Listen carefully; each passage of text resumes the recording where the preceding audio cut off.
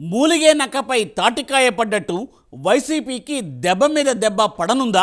ఇప్పటికే అసెంబ్లీ ఎన్నికలలో ఘోర పరాజయంతో పాటు చాలామంది నేతలు పార్టీని వీడిపోగా ఇప్పుడు మరో సంచలన వ్యూహంతో వైసీపీని కూటమి పార్టీలు దెబ్బ కొట్టబోతున్నాయా? ఇంతకు వైసీపీకి ఎలాంటి షాక్ తగలబోతోంది? అందుకు కూటమి సర్కారు వేసిన స్కెచ్ ఏంటి? ఈవేళ బర్నింగ్ ఇష్యూలో తెలుసుకుందాం.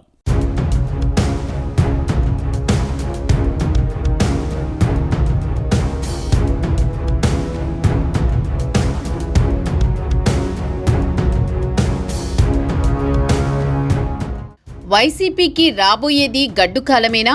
వైసీపీ కోటలు కూలబోతున్నాయా? అందుకు కూటమి సర్కార్ ఎవరూ ఊహించని స్కెచ్ వేసిందా? తాజాగా కీలక చట్ట సవరణకు ఆమోదం తెలిపిన మంత్రిమండలి నిర్ణయం దేనికి సంకేతం? ఇప్పుడు రాజకీయ వర్గాల్లో ఆసక్తికరంగా మారిన ప్రశ్నలు ఇవే. రాష్ట్ర వ్యాప్తంగా అనేక మున్సిపాలిటీలు, నగరపాలక సంస్థలు, అదేవిధంగా స్థానిక సంస్థలు ఇలా కౌన్సిలర్లు, కార్పొరేటర్లు కూటమి పార్టీల్లో చేరినా ఆయా పట్టణ నగరాల్లోని మున్సిపల్ చైర్మన్లు, నగర మేయర్లు అలాగే కొనసాగుతున్నారు. జెడ్పీ చైర్మన్లు, మండల పరిషత్ చైర్మన్లు కూడా అలాగే కొనసాగుతూ వస్తున్నారు. వైసీపీ హయాంలో జెడ్పీ చైర్మన్లు, మండల పరిషత్ చైర్మన్లు, అదేవిధంగా నగర మేయర్లు, మున్సిపల్ చైర్మన్లు ఎక్కువ శాతం వైసీపీ గెలుచుకుంది. అయితే ఈ ఎన్నికల్లో వైసీపీకి దెబ్బ పడింది. 11 సీట్లకే మట్టి కరిచింది. ఇక కూటమి ప్రభుత్వం వచ్చిన తర్వాత పరిస్థితి మారిపోయింది. జగన్ తమకు ప్రాధాన్యత ఇవ్వడం లేదనో, లేదంటే పార్టీలో తమకు ఇబ్బందులున్నాయనో చాలా మంది వైసీపీ నాయకులు కూటమి పార్టీలోకి జంప్ అయిపోయారు. అయితే మున్సిపల్ కౌన్సిలర్లు, మున్సిపల్ నగర కార్పొరేటర్లు కూటమి పార్టీలో జాయిన్ అయినా మేయర్లు, చైర్మన్లు మాత్రం వైసీపీ తరపునే ఉన్నారు. అయితే ఆ స్థానాల్లో కూడా కూటమికి సంబంధించిన నాయకులు కూర్చోవాలి అంటే ఖచ్చితంగా అవిశ్వాస తీర్మానం ప్రవేశపెట్టాలి. అప్పుడు అవిశ్వాసంతో దించేసి స్థానిక సంస్థల చైర్మన్లు, మేయర్లు, జెడ్పీ చైర్మన్లు, మండల పరిషత్ చైర్మన్లను కైవసం చేసుకోవచ్చు. అయితే ఇక్కడ అవిశ్వాసం పెట్టేందుకు చట్టం ఒప్పుకోదు. ఇప్పటి వరకు 4 ఏళ్లుగా ఉన్న కాలపరిమితిని 2 ఏళ్లకు కుదిస్తూ మంత్రిమండలి ఆమోదముద్ర వేసింది. ఇప్పుడు అది చట్టరూపం దాల్చితే ఇక అవిశ్వాసం షురూ అయినట్లే. దీంతో వైసీపీ కోట కూలిపోవడం ఖాయమని రాజకీయ వర్గాల్లో చర్చ జరుగుతోంది.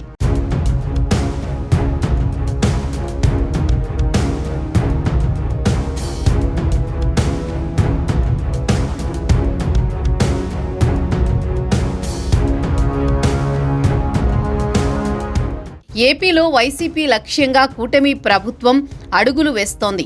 ఎన్నికల్లో విజయం తర్వాత కూటమి అసెంబ్లీలో, బయట మాజీ సీఎం జగన్ లక్ష్యంగా రాజకీయ వ్యూహాలు అమలు చేస్తోంది. పలువురు వైసీపీ నేతలు కూటమి పార్టీల్లో చేరారు. వైసీపీకి బలమున్న శాసన మండలిలోనూ పలువురు ఇప్పటికే టీడీపీతో టచ్లో ఉన్నారు. ఇక ఇప్పుడు కూటమి ప్రభుత్వం స్థానిక సంస్థలపైన కన్నేసింది. అందులో భాగంగా స్థానిక సంస్థల అవిశ్వాస కాలపరిమితి కుదిస్తూ తాజా మంత్రివర్గ సమావేశంలో ఆమోదం తెలిపింది. తాజాగా జరిగిన ఏపీ మంత్రివర్గ సమావేశంలో కీలక చట్ట సవరణకు ఆమోదం లభించింది. రాష్ట్రంలో పంచాయతీరాజ్, గ్రామీణాభివృద్ధి శాఖలో స్థానిక సంస్థల్లో చైర్మన్లపై అవిశ్వాసం పెట్టే చట్ట సవరణ బిల్లును ఆమోదించింది. అవిశ్వాసం పెట్టే గడువును 4 ఏళ్ల నుంచి 2 ఏళ్లకి కుదిస్తూ సవరణ చేశారు. దీని వెనుక కూటమి ప్రభుత్వం పక్కా ప్లాన్తో వ్యవహరించినట్లు కనిపిస్తోంది. అసెంబ్లీలో ప్రస్తుత వైసీపీ సభ్యుల సంఖ్య 11 మాత్రమే. అదేవిధంగా మండలిలో వైసీపీ బలం ఎక్కువగా ఉన్నా కొందరు వైసీపీ సభ్యులను కూటమి నేతలు తమ పార్టీలోకి వచ్చేలా ప్రయత్నాలు ముమ్మరం చేశారు.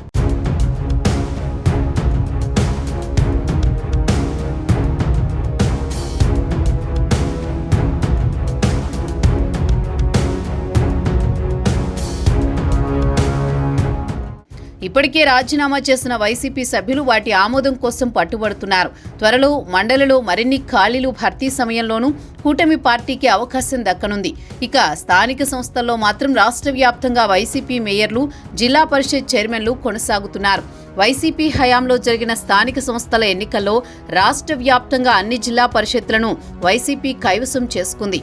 అదేవిధంగా తాడిపత్రి మినహా అన్ని మున్సిపాలిటీలు, కార్పొరేషన్లు సైతం వైసీపీ ఆధీనంలోనే ఉన్నాయి. ఇక కూటమి అధికారంలోకి వచ్చిన తర్వాత పలు జిల్లా పరిషత్లలో వైసీపీ సభ్యులు పార్టీ మారుతున్నారు. కూటమి పార్టీల్లో చేరుతున్నారు. క్రమేణా కూటమి పార్టీలకు అవసరమైన మెజారిటీ స్థానిక సంస్థల్లో వస్తున్నా జిల్లా పరిషత్ చైర్మన్ పదవులు మాత్రం కూటమి పార్టీలకు దక్కడం లేదు.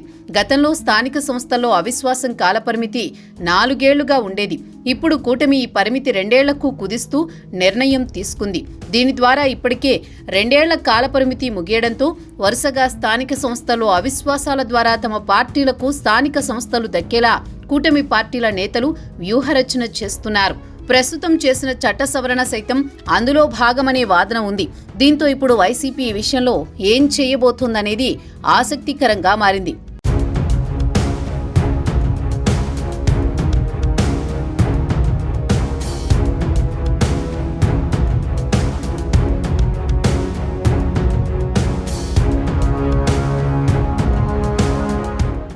మరోవైపు 2024 ఆంధ్రప్రదేశ్ అసెంబ్లీ ఎన్నికల తర్వాత వైసీపీకి చెందిన పలువురు కౌన్సిలర్లు, కార్పొరేటర్లు, మున్సిపల్ చైర్మన్లు కూడా వైసీపీకి రాజీనామా చేశారు. పలువురు తెలుగుదేశం పార్టీలో చేరిపోగా మరికొందరు జనసేనలో చేరారు. 4 ఏళ్ల వరకు అవిశ్వాస తీర్మానం పెట్టే అవకాశం లేకపోవడంతో కౌన్సిలర్లు, కార్పొరేటర్లు పార్టీలు మారినప్పటికీ చైర్మన్ పీఠం మీద వైసీపీ నేతలే ఉంటూ వచ్చారు. అయితే ఈ గడువును 2 ఏళ్లకు కుదించే ప్రతిపాదనలకు ఏపీ కేబినెట్ ఆమోదం తెలపడంతో ఇప్పుడు వీరందరికీ పదవీ గండమేనని చెప్పొచ్చు. ఈ చట్ట సవరణ బిల్లును ఏపీ ప్రభుత్వం ఈ సమావేశాల్లోనే తీసుకువచ్చి ఆమోదం పొందే అవకాశం ఉంది. అయితే జనసేనకు కూడా చైర్మన్లు, మేయర్లు లాంటి పదవులు దక్కడం ఖాయంగా కనిపిస్తోంది.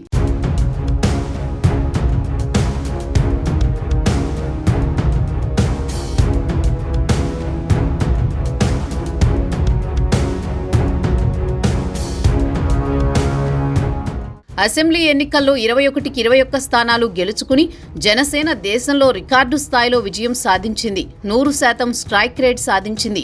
దీంతో ఆ పార్టీకి ఏపీలో తిరుగులేని హైప్ వచ్చింది. అయితే మున్సిపల్ ఎన్నికల్లో కూడా పలుచోట్ల కౌన్సిలర్లను, కార్పొరేటర్లను, సర్పంచులను గెలుచుకుంది జనసేన. ఇక ఇప్పుడు అవిశ్వాసాలు షురు అయితే వైసీపీ కోటలు కూలిపోతాయి. తద్వారా పొత్తులో భాగంగా జనసేన కూడా స్థానిక సంస్థలకు సంబంధించి మరిన్ని కీలక పదవులు దక్కడం ఖాయంగా తెలుస్తోంది.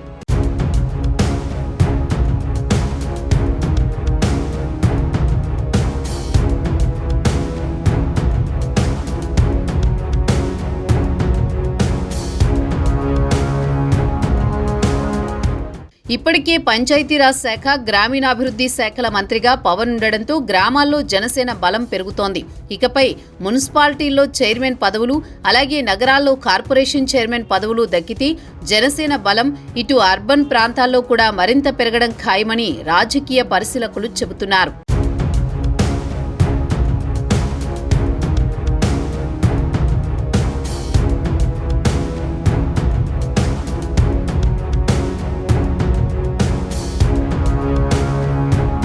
జనసేన బలం పెరిగితే ఈసారి ఎన్నికల నాటికి ఆ పార్టీకి కూటమిలో ప్రాధాన్యత పెరగడం ఖాయం.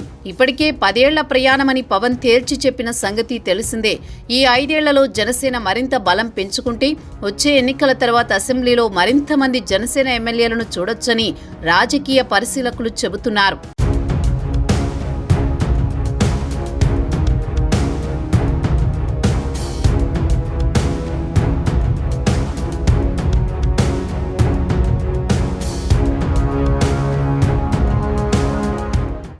ఇప్పటికే అసెంబ్లీలో రెండవ పెద్ద పార్టీగా జనసేన ఉన్న సంగతి తెలిసిందే.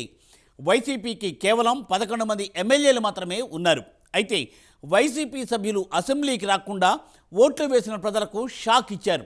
అయితే వైసీపీకి రెట్టింపు సంఖ్యలో ఎమ్మెల్యేలను గెలుచుకున్న జనసేన అతి త్వరలోనే బలాన్ని మరింతగా పెంచుకోవడం ఖాయంగా కనిపిస్తోంది. మొత్తంగా టీడీపీ, జనసేన కలిసి ఇంకోసారి వైసీపీకి చుక్కలు చూపించబోతున్నాయా? మరి కూటమి వ్యూహాలను వైసీపీ ఎలా ఎదుర్కొనుంది? అందుకు జగన్ ఎటువంటి ప్రణాళికలు సిద్ధం చేసుకున్నారు? పెద్దగా ఎమ్మెల్యేలు లేరు. ఇప్పుడు అవిశ్వాసం పెడితే మండల పరిషత్తులు, జిల్లా పరిషత్తులు, నగరపాలికలు, మున్సిపాలిటీలు కూడా పోతాయి. ఇక మిగిలింది శాసన మండలి. మరి మండలి సభ్యులనైనా కాపాడుకోగలుగుతారా? ఇప్పటికే మండలిలో కూడా బిల్లులు పాస్ అవ్వడం చూస్తూ ఉంటే అక్కడ కూడా జగన్ చేజారిపోయినట్లుగానే సంకేతాలు కనిపిస్తున్నాయా?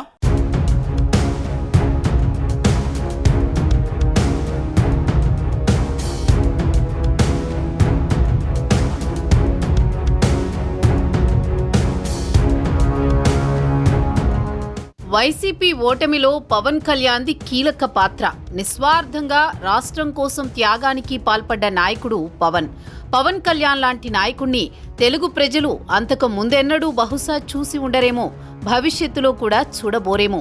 ఏ రాజకీయ నాయకుడైనా వ్యక్తిగత ప్రయోజనాల కోసం పాకులాడతారు, కానీ పవన్ మాత్రం రాష్ట్ర ప్రయోజనాల కోసం పోరాడారు. జగన్ హయాంలో ప్రజా వ్యతిరేక నిర్ణయాలను ఖండించారు. పోలీసులతో ఉక్కుపాదం మోపి పవన్ దూకుడును పలుమార్లు అడ్డుకోవాలని నాడు జగన్ భావించినా సేనానిని కట్టడి చేయడం సాధ్యపడలేదు. ఉధృతంగా పోరాటం సాగించిన పవన్ పొత్తులు కుదిర్చి తాను పదవులను త్యాగం చేసి రాష్ట్రం కోసమంటూ పట్టుబట్టి జగన్ను పడగొట్టారు. జగన్ ఓడిన 11 సీట్లతో మట్టి కరిచినా వాయిస్ మాత్రం ఆపడం లేదు. గతంలో తిట్టినట్లే కూటమి పార్టీలను తిడుతున్నారు. ఈ తరుణంలో ఇంకా అన్నట్లుగా వైసీపీని అధఃపాతాళానికి తొక్కేందుకు కూటమి పార్టీలు వ్యూహాలు రచిస్తున్నట్లు తెలుస్తోంది.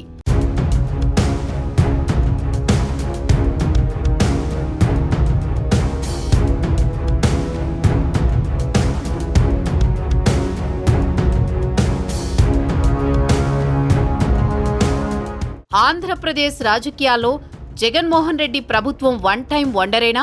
ఈ 5 ఏళ్లలో పుంజుకుని వచ్చే ఎన్నికల్లో నెగ్గి అధికారాన్ని సంపాదించుకుంటారా అంటే డౌటే అంటున్నారు రాజకీయ పరిశీలకులు. ఓడిన జగన్ తీరులో మార్పు రాలేదని అంటున్నారు. అధికారంలో ఉన్నప్పుడు టీడీపీ జనసేనలపై ఎలా అయితే విమర్శలు చేశారో ఇప్పుడు కూడా అదే తరహాలో రెచ్చిపోతున్నారు. దీంతో జగన్తో పాటు ఆయన పార్టీకి కష్టాలు తప్పవనే టాక్ రాజకీయ వర్గాల్లో నడుస్తోంది. జగన్కు ఉన్న ఒక్కగానొక్క ఆశాదీపం మండలి సభ్యులను కూడా కూటమి లాగేసుకోవడం ఖాయమని అంటున్నారు విశ్లేషకులు.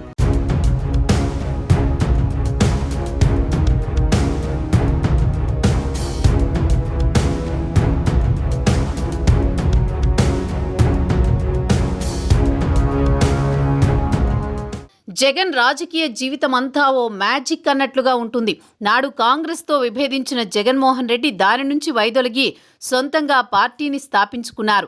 2011లో వైఎస్ఆర్ కాంగ్రెస్ పార్టీ ఏర్పాటు చేశారు. నాటి నుంచి 2019 వరకు తన పార్టీని అధికారంలోకి తెచ్చుకునేందుకు కష్టపడుతూ వచ్చారు. ఈ క్రమంలో అనేక అడ్డంకులను ఎదుర్కొన్నారు. రాష్ట్ర విభజన తర్వాత జరిగిన 2014 ఎన్నికల్లో జగన్మోహన్ రెడ్డి అధికారంలోకి వస్తారని చాలా మంది అంచనా వేశారు. కానీ 67 సీట్లతో ప్రతిపక్ష హోదా దక్కించుకున్నారు. తర్వాత పాదయాత్ర చేయడంతో పాటుగా నాటి ప్రభుత్వ ప్రజా వ్యతిరేక విధానాలను తూర్పారబడుతూ ప్రజలకు చేరువయ్యారు. దీనికి తోడు ఒకసారి ఛాన్స్ ఇవ్వండి, టీడీపీ ప్రభుత్వం కంటే రెట్టింపు మేలు చేస్తానని నవరత్నాల హామీలు ఇవ్వడం వంటి కారణాలతో నాటి చంద్రబాబు ప్రభుత్వాన్ని ప్రజలు భారీ ఎత్తున తిరస్కరించారు. ఊహించని రీతిలో జగన్కు పట్టం కట్టారు. జగన్మోహన్ రెడ్డిని 151 స్థానాల్లో గెలిపించి అధికారంలో కూర్చోబెట్టారు. జనసేన విడిగా పోటీ చేయడం కూడా వైసీపీకి 151 స్థానాలు రావడానికి ఓ కారణం. ఈసారి 175 సీట్లొస్తాయని ఆశపడితే 11 సీట్లకే పరిమితమయ్యారు. మళ్లీ ప్రజల్లోకి వెళ్లి బలం పెంచుకోవాల్సింది పోయి ప్రజల నమ్మకాన్ని ఒమ్ము చేస్తున్నారన్న విమర్శలు మూటగట్టుకున్నారు. అసెంబ్లీకి వెళ్లలేక చేతులెత్తేశారు. ఇది ప్రజల్లో తీవ్ర వ్యతిరేకతకు దారి తీస్తోంది. సింహం అని చెప్పి భయపడి పారిపోయారని, సింహం కాదు పిల్లి అని టీడీపీ విమర్శలు చేస్తోంది.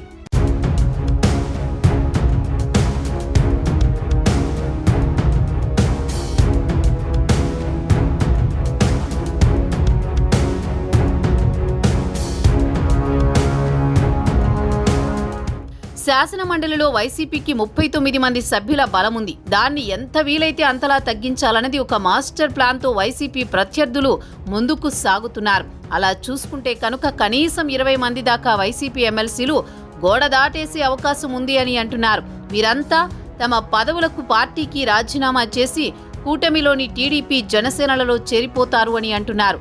అక్కడ అదే ఎమ్మెల్సీ పదవి తమకు దక్కుతుందని హామీ ఉన్నవారు వెంటనే రాజీనామాలు చేస్తున్నారు. అలా కాదని నామినేటెడ్ పదవులు ఇస్తామని చెబితే దానికి అంగీకరించిన వారు వైసీపీకి గుడ్ బై కొడుతున్నారు. మరో విషయం ఏంటి అంటే ఎమ్మెల్సీల తరువాత వైసీపీలో బలమైన నాయకులను కూడా కూటమి వైపు లాగేయడం ఖాయమని అంటున్నారు. జిల్లాల వారీగా చూసి నోరున్న పేరున్న నేతలను తమ వైపు తిప్పుకోవాలని కూడా కూటమి పెద్దలు చూస్తున్నారు. ఆపరేషన్ వైసీపీని త్వరలో పెద్ద ఎత్తున అమలు చేయడానికి చూస్తున్నారు. అటు మున్సిపాలిటీలు, నగరపాలికలు, జెడ్పీ చైర్మన్లు, మండల పరిషత్ చైర్మన్లు స్థానిక సంస్థల్లో అవిశ్వాసం పెట్టి వాటిని కైవసం చేసుకోవడం, ఇటు ఎమ్మెల్సీలను అలాగే పేరున్న నేతలను లాగేసుకుంటే జగన్ ఇక ఒంటరి అయినట్లే. అయితే వైసీపీని బాగా వీక్ చేయాలి అంటే వారు వీరు అని చూడకుండా నోరున్న బలమున్న నేతలను అందరికీ పార్టీలో చేర్చుకుంటే ఆ పార్టీ నిర్వీర్యమైపోవడం ఖాయం. అయితే అవినీతి మరకలేని వారిని మాత్రమే చేర్చుకుంటున్నారు పవన్, చంద్రబాబు.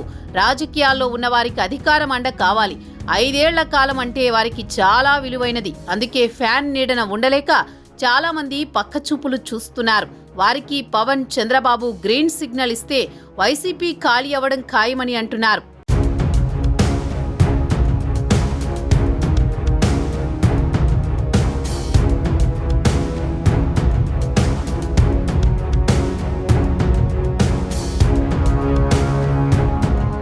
ఇక ఇప్పట్లో వైసీపీ కోలుకోవడం కష్టమే అంటున్నారు రాజకీయ పరిశీలకులు. ఎందుకంటే 175 నియోజకవర్గాల్లో 11 సీట్లు మాత్రమే గెలిచిన వైసీపీ 164 చోట్ల తీవ్రంగా నష్టపోయింది.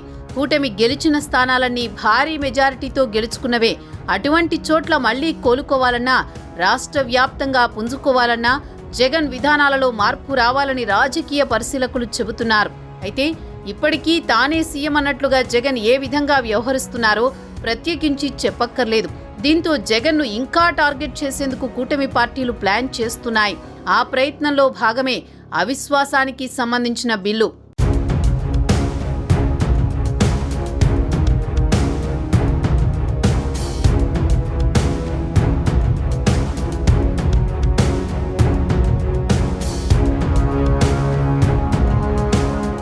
ఇంకోవైపు ఈసారి పుంజుకుని వచ్చే ఎన్నికల్లో అధికారం కైవసం చేసుకోవాలని జగన్ అనుకుంటున్నారు. అయితే అది ఇప్పట్లో సాధ్యమయ్యేలా కనిపించడం లేదు. 10 ఏళ్లు సీఎంగా బాబే ఉండాలనడం ద్వారా 10 ఏళ్ల పాటు టీడీపీ, జనసేన కలిసే ఉంటాయని పవన్ తేల్చేశారు. దీంతో ఈసారి కూడా జగన్ కోరిక తీరదని చెప్పొచ్చు. మంత్రివర్గంలో ఏ శాఖ అయితే తీసుకున్నామో ఆ శాఖల్ని సమర్థవంతంగా వారి విజన్కి తగ్గట్టుగా పనిచేయడం అధ్యక్ష. ఇవన్నీ కూడా మేము ఆయన ఏ కళ అయితే కన్నారో ఆ కళ నెరవేర్చడానికి, పూర్తి చేయడానికి మేమందరం సంసిద్ధంగా ఉన్నామని తెలియజేసుకుంటూ, మీరు 5 సంవత్సరాలు కాదు గౌరవ ముఖ్యమంత్రి గారు తెలియజేసిన అధ్యక్ష, మీరు ఇంకొక దశాబ్దం కూడా ఈ రాష్ట్రానికి ముఖ్యమంత్రిగా కొనసాగుతూ ఉంటామని తెలియజేస్తున్నాం. మీరు ఇదే స్ఫూర్తిని కొనసాగించాలని, ఇదే మీ ప్రతిభా పాఠవాలను చూపించాలని మనస్ఫూర్తిగా మేము కోరుకుంటూ, గౌరవ సభ్యులందరికీ, సభాపతి గారికి మనస్ఫూర్తిగా ధన్యవాదాలు తెలుపుకుని సమర్పిస్తున్నాం.